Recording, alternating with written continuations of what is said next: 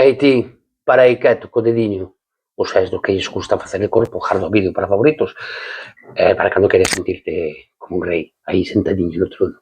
Hoxe vouche falar da protección da fauna silvestre en Galicia. Por qué? Porque que ben o fa a Xunta, non si?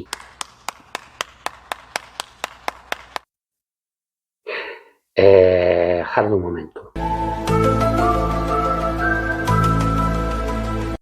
No 2007, a Xunta inventa algo chamado Catálogo Galego de Especies Ameazadas. Nel meten 201 especies, algunhas en perigo de extinción e outras vulnerables. Un catálogo, con nome, con decreto, con todo. E a partir de aí, a Xunta comprométese a facer plans de protección para cada unha.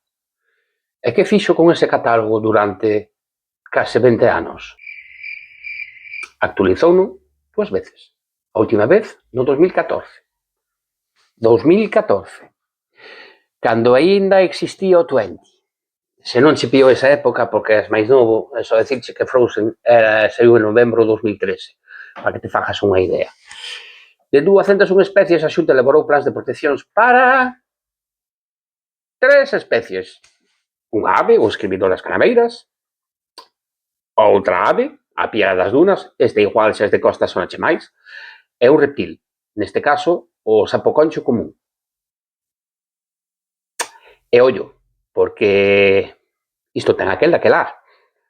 O escribidor das canaveiras ten plan de protección desde 2013. Teóricamente, é dos afortunados. Das 3 especies. E que pasou? Pois que o plan está conxelado administrativamente. E a poboación? Pois caeu un 60% desde 2007. Desapareceu de 6 localidades históricas de cría. Todo ben? Pois agarda que non queda aí a cousa.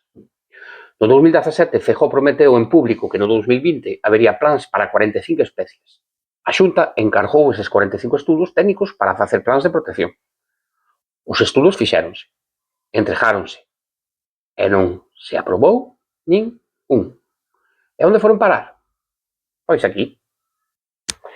A Xunta desembolsou 500.000 euros públicos niso, $500.000 para 0 plans.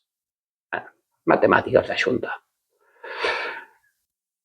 E non rematei o conto, porque na provincia de Lugo metan 3 plantas que non existen en ningún outro lugar do planeta. Nin no Brasil, tampouco na selva do Amazonas, que abran en uns cantos países, nin tampouco en Nova Zelanda. Son endémicas de Galicia. Eso quer dicir que só medran aquí.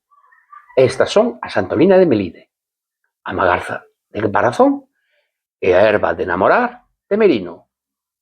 Repito, únicas no mundo enteiro. E teñen plan de protección? Por suposto que non. E xusto aí, na comarca da Ulloa, a Xunta aprobara instalar a macrocelulosa de Alte. Aprobarana como viable en marzo de 2025. Viable. Eso fora a palabra escollida. Para o sitio onde medran as últimas plantas do seu tipo no mundo. Viable. A todo isto que lembrará que a Xunta deu carpetazo definitivo ao polémico proxecto de Alte en Palas de Rei, o de negar a autorización ambiental integrada. E cal foi o motivo oficial? Pois problemas coa conexión eléctrica. Non por problemas coa biodiversidade, plantas únicas no mundo, ou as 27 especies ameazadas na zona, ou por a presión social. Non. Foi por a luz. A luz. Resulta que a natureza salvou no Ministerio de Enerxía, non a Consellería de Medio Ambiente. Así que recapitulemos. 3 plantas únicas no mundo, sen protección.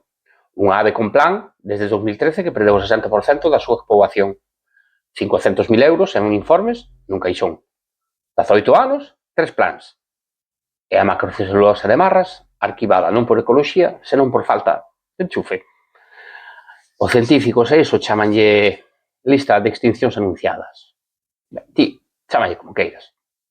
E, por suposto, isto non vai a compartir a Consellería de Medio Ambiente. Tendo claro.